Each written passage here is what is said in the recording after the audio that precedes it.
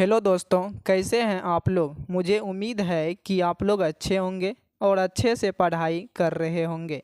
इस वीडियो में आपको बताने वाले हैं एनसीईआरटी क्लास 8th अतीत से वर्तमान। चैप्टर 5 है शिल्प एवं उद्योग। इसके अंतर्गत जितने भी प्रश्न हैं सभी प्रश्न का उत्तर करेंगे। चलिए स्टार्ट करते हैं। पहला प्रश्न है, जामदनी बनाई वाले कपड़े महंगे क्यों होते हैं। इसका उपयोग सिर्फ रजवाड़े परिवार के लोग ही क्यों करते थे। इसका उत्तर हो जाएगा, बारीक मलमल पर जामदानी बुनाई की जाती थी, जिस पर करघे से सजावटी डिजाइनें बनाई जाती थी। आमतौर पर इसमें सूती और सोने के धागे का इस्तेमाल किया जाता था। ढाका तथा लखनऊ इस तरह के बुनाई के केंद्र थे। मलमल का कपड़ा महंगा तो था ही, उस पर जामदानी बुनाई में सोने के धागों के प्रयुक्त होने से ये कपड़े अत्यंत मूल्यवान या महंगे हो जाते थे। उनको खरीदना भारत के रजवाड़े परिवार के लोगों द्वारा ही संभव था। इसीलिए जामदानी बुनाई वाले महंगे कपड़ों का उपयोग सिर्फ रजवाड़े परिवार के लोग ही करते थे। अगला क्वेश्चन है, मुक्त व्यापार की नीति क्या थी। इसका उत्तर हो जाएगा, मुक्त व्यापार की नीति के द्वारा भारतीय व्यापार पर कंपनी का एकाधिकार समाप्त हो गया था। अब इंग्लैंड का कोई भी व्यक्ति भारत के साथ स्वतंत्र रूप से व्यापार कर सकता था। क्लियर है। अगला क्वेश्चन है, उद्योग में लगे हुए भारतीय कारीगर उद्योग को छोड़ कृषि की तरफ क्यों लौट गए।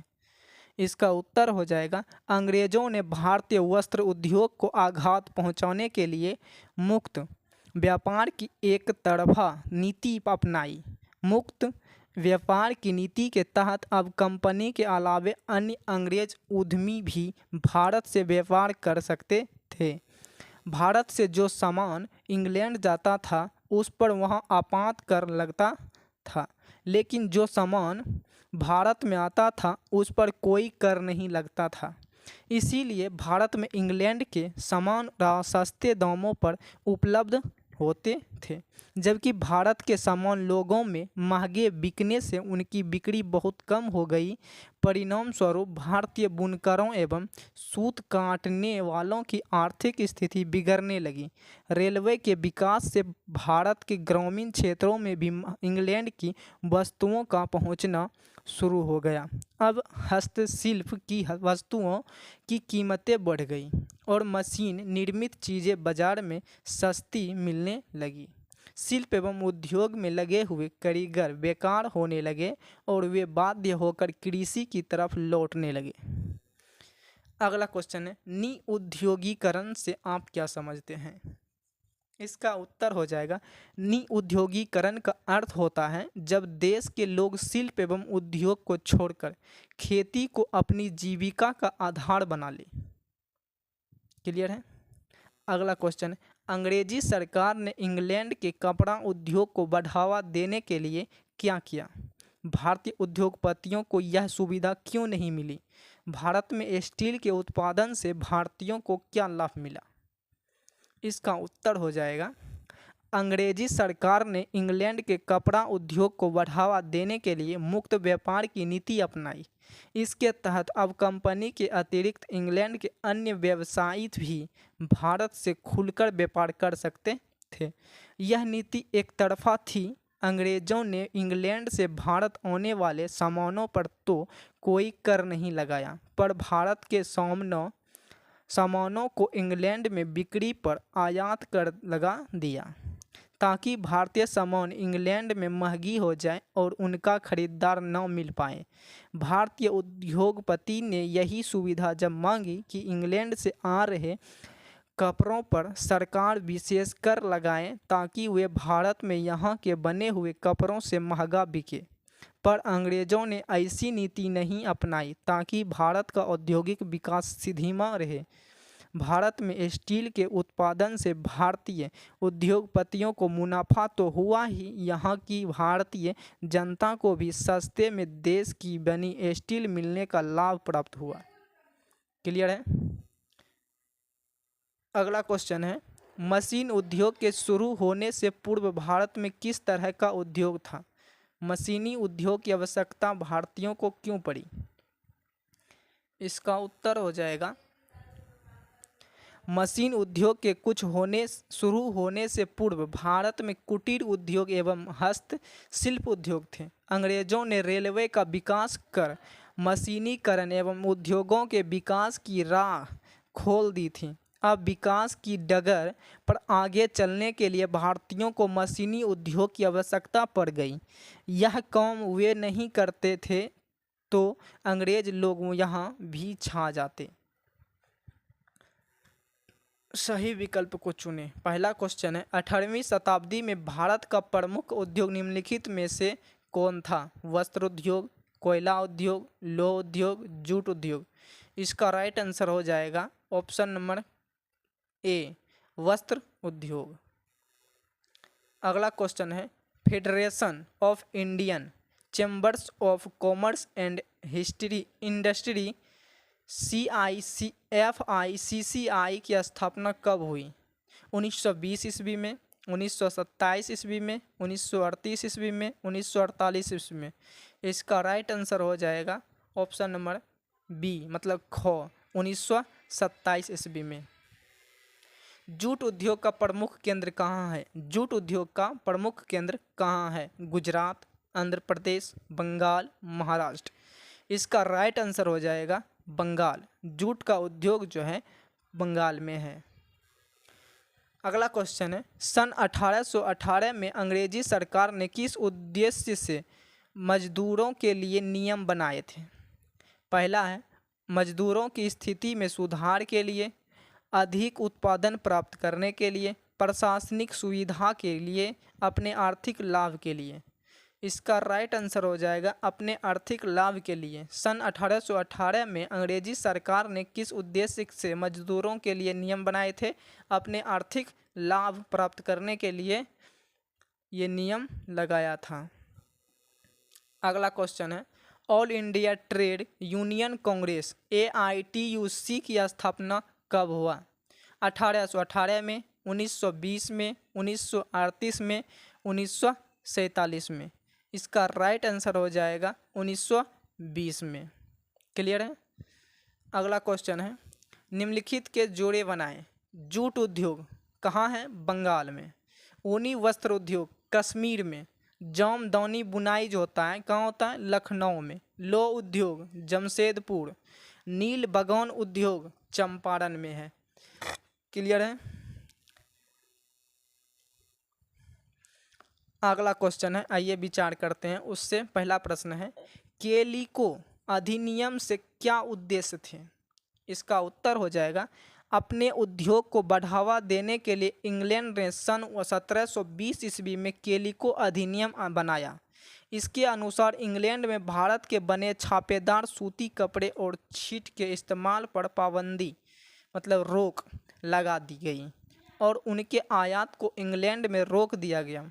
कैलिको अधिनियम बनाने के पीछे अंग्रेजों के उद्देश्य थे, एक तो अपने उद्योग को बढ़ावा देना, दूसरे भारतीय उद्योग को हानि पहुंचाना, जिसमें उनको सफलता भी मिली। क्लियर है। अगला क्वेश्चन है, मुक्त व्यापार की नीति से आप क्या समझते हैं? इसका उत्तर हो जाएगा, भारतीय उत्पादों की इंग्लैंड में बढ़ती हुई मांगों को देखकर सन 1813 ईस्वी में इंग्लैंड की सरकार ने मुक्त व्यापार की नीति अपनाई। पहले केवल ईस्ट इंडिया कंपनी को ही भारत के साथ व्यापार करने का एकाधिकार था। अब मुक्त व्यापार की नीति द्वारा अन्य अंग्रेजी उद्योगपतियों के लिए भारत में व्यापार करने की स्वतंत्रता प्रदान कर दी गई। इस नीति के तहत आयात निर्यात में भेदभाव भी इंग्लैंड के द्वारा किया गया।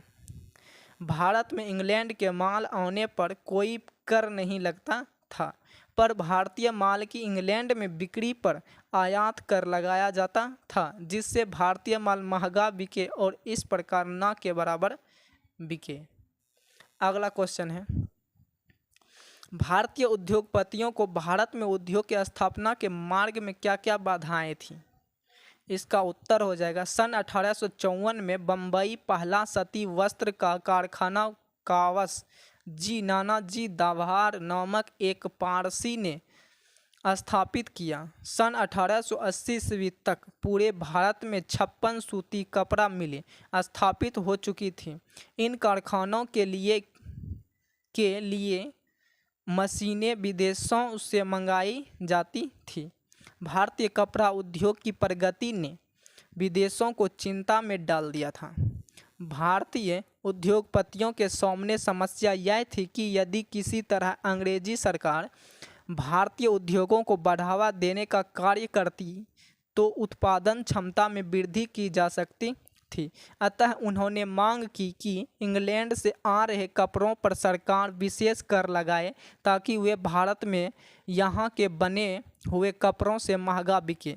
लेकिन अंग्रेज़ों ने ऐसा नहीं किया, बल्कि ऐसी नीति अपनाई कि भारत का औद्योगिक विकास धीमा रहे। साथ ही अंग्रेज़ों के निर्देश पर बैंक ऊंचे ब्याज दर पर भारतीय उद्योगपतियों को कर्ज देते थे, जिससे उन्हें काफ़ी परेशानी होती थी। अगला क्वेश्चन है, मजदूरों के हित में पहली बार कब नियम बनाया गया? उन नियमों का मजदूरों पर क्या प्रभाव पड़ा? इसका उत्तर हो जाएगा, भारतीय उद्योगपति भारतीय मजदूरों से 15-16 घंटे से लेकर 18 घंटे तक काम कराते थे। उन्हें कोई सुविधा भी नहीं देते थे और बेहद कम मजदूरी देते थे। अतः मजदूरों ने हंगामा और हड़ताल कर दिया। भारतीय उद्योगपतियों ने उनकी मांगों को नहीं माना। उनकी मांगों को मानने का मतलब होता मालिकों का खर्च बढ़ जाता और कारखानों में बनी वस्तुओं का दाम बढ़ जाता। ऐसी स्थिति में इंग्लैंड की बनी वस्तुएं सस्ती और भारत में बनी वस्तुएं महंगी हो जाती और भारतीय उद्योग का विकास धीमा पड़ जाता। अपने स्वार्थ के लिए इंग्लैंड के उद्योगपतियों ने भारतीय मजदूरों का साथ दिया। अंग्रेजी सरकार ने सन 1881 में मजदूरों के हित में पहली बार नियम बनाए, जिससे मजदूरों की स्थिति में सुधार हुआ। स्वतंत्रता अगला क्वेश्चन है, स्वतंत्रता प्राप्ति के बाद भारत सरकार ने मजदूरों की स्थिति में सुधार के लिए कौन कौन से कदम उठाए? इसका उत्तर हो जाएगा, स्वतंत्रता प्राप्ति के बाद भारत सरकार ने मजदूरों की स्थिति में सुधार के लिए न्यूनतम मजदूरी कानून बनाकर मजदूरी दरों को निश्चित किया, जिससे उनकी स्थिति में और सुधार होने लगा। उनके काम में घंटों में कमी की गई, साप्ताहिक अवकाश दिया गया। काम के दौरान घायल हुए श्रमिकों को मुआवजा देने का नियम भी बनाया। मुआवजा होता है उसका, जैसे कि अब घायल हो गए तो उसका पेशेंट करना, उसका इलाज करना, मुआवजा देना है गया, जिससे मजदूरों की स्थिति पहले से सुधरी। अगर आप लोग को हमारी वीडियो पसंद आए तो चैनल को सब्सक्राइब करके वीडियो को लाइक कर दें और अपने दोस्तों के साथ शेयर कर दें। आज की क्लास यहीं तक, फिर मिलते हैं अगले क्लास में। तब तक के लिए धन्यवाद।